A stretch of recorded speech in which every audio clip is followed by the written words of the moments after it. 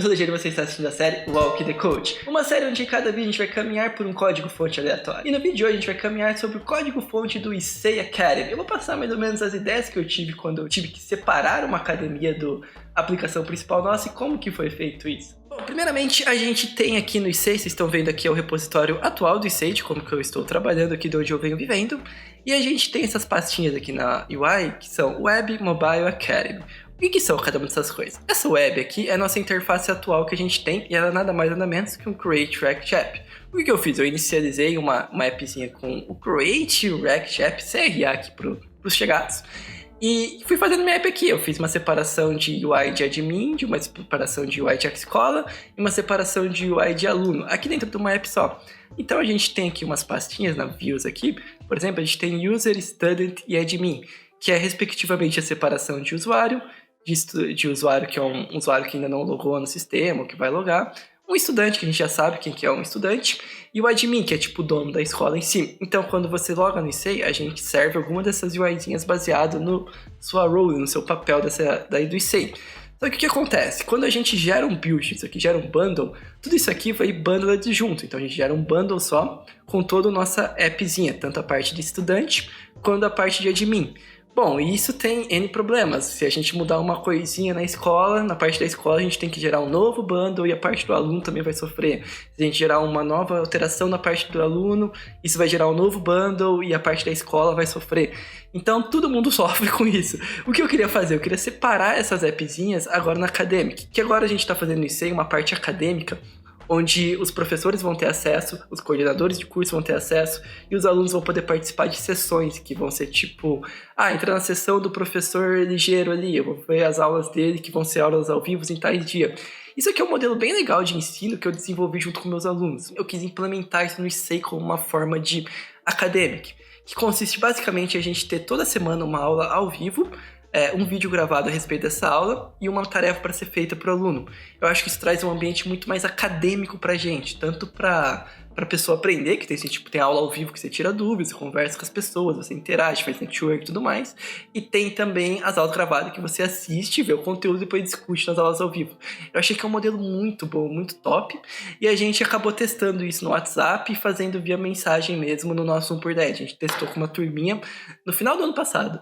E aí eu decidi implementar isso aqui no Issei, trazer isso pra gente usar como um sistema, para ter uma coisa mais simples de fazer isso. E com isso a gente vai ter algumas áreas novas, não só uma área do estudante, uma área da escola, mas a gente vai ter uma área para o professor, uma área para o coordenador do curso, uma área para o aluno e uma área para a administração geral de estudos. São 4 áreas novas que a gente estava introduzindo no Issei.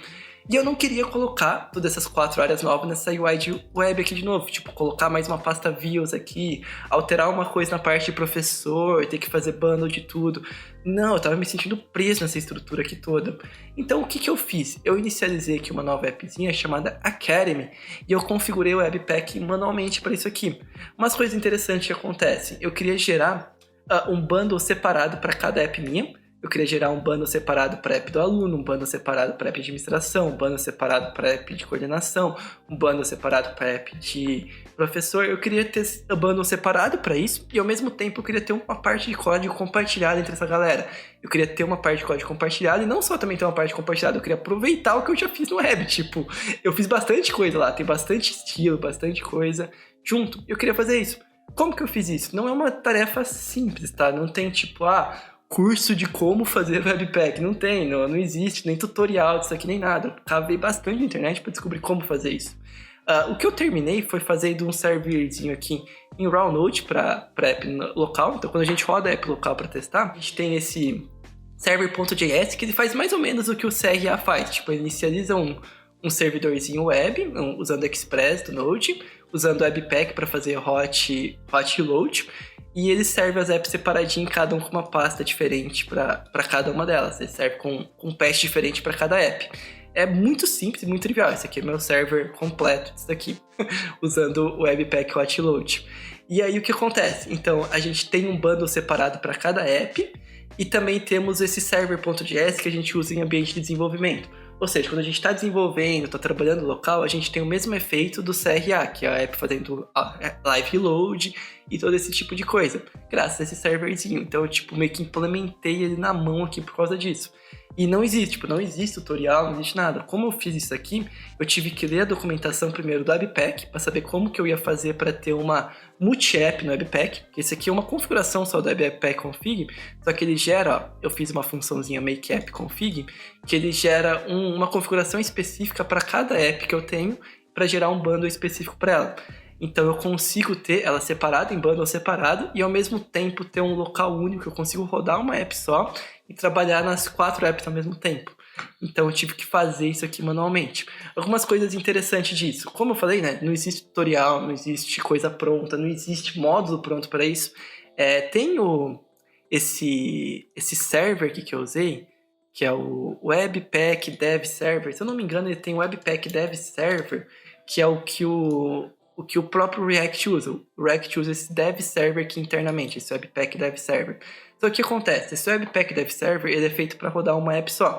Ele funciona com uma só config. Tem até uma issue aqui, se eu não me engano, que é multi-app. Deixa eu ver se eu acho ela aqui. Webpack Multiple Endpoints. Olha só. Eles querem...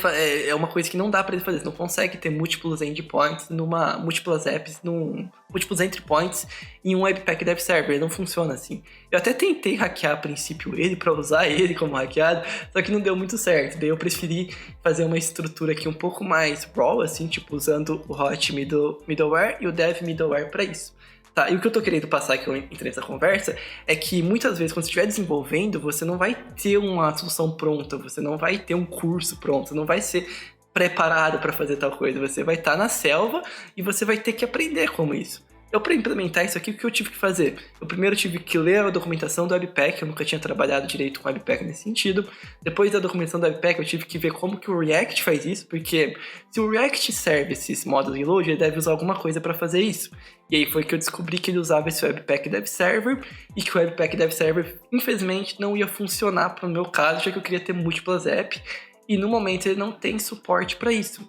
E aí, o que eu fiz? O terceiro passo. Então, tipo, eu fui lá, vi o Webpack, vi que o Webpack não ia resolver, vi que o React não ia resolver. Fui lá, estudei o Webpack, vi como fazer esse bundle no Webpack.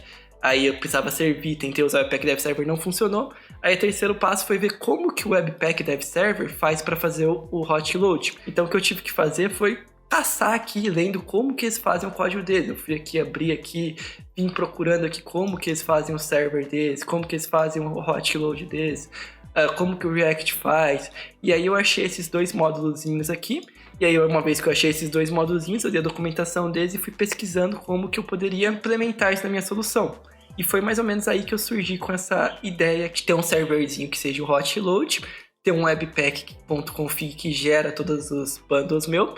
Então, atualmente, para eu gerar um bundle só, eu acesso essa appzinha aqui, essa pasta Karine, rodo um npm run script build, se eu não me engano. Deixa eu ver aqui. Rodo um npm run script build, que gera o bundle para mim, e boa. Algumas coisas interessantes. Lembra que eu falei que eu queria compartilhar código e eu queria também aproveitar o que eu tive? Como que eu fiz? O Webpack é muito bonitão e ele tem uma forma da gente definir uma coisa chamada alias. Alias para as coisas. Então eu criei um alias aqui para uma pasta shared, que eu consigo compartilhar entre eles, e uma pasta para o IC antigo. Então funcionou assim, eu criei aqui dentro da Academia um /shared, onde são todos esses recursos aqui, eles podem ser compartilhados entre todas as apps. Eu consigo ir lá na app do aluno e usar as coisas daqui, eu consigo ir lá na app do professor usar as coisas daqui, a mesma coisa do admin, tudo usado daqui. E eu consegui também reaproveitar os estilos que eu tinha feito no IC Web. Uma coisa que eu fiz bastante, eu não queria perder, que eu fiz, é as cores, a fonte, a identidade visual que a gente criou no IC. Eu não queria perder essas coisas, eu ter que reescrever esse monte de código. Então, usando esse alias do Webpack, eu consegui reutilizar elas assim, ó. Ficou muito trivial, muito bonitinho de utilizar essas coisas. Olha só que bonitinho. Foi só uma configuração do Webpack. Então, o que eu quero passar mais com você aqui nesse vídeo é que muitas vezes, quando você estiver desenvolvendo, estiver programando, para você desenvolver a melhor solução para o seu projeto, para você desenvolver a melhor coisa possível para o seu projeto, você muitas vezes não vai ter nada pronto para isso, não vai ter documentação, nem documentação você vai ter. E você vai ter que ir lá e sujar as mãos mesmo. Então você não pode ter medo disso, não pode ter medo de ser curioso, de entender código, de pôr a mão na massa. Programação você tem que ser autodidata, não tem muito pra onde correr. Aqui um exemplo do Webpack, mas sei lá, se eu tivesse que implementar uma API nova, por exemplo, um caso real, por exemplo, implementar a API de um gateway de pagamento no BravaPay, o que eu fiz foi simplesmente ler documentação e testar,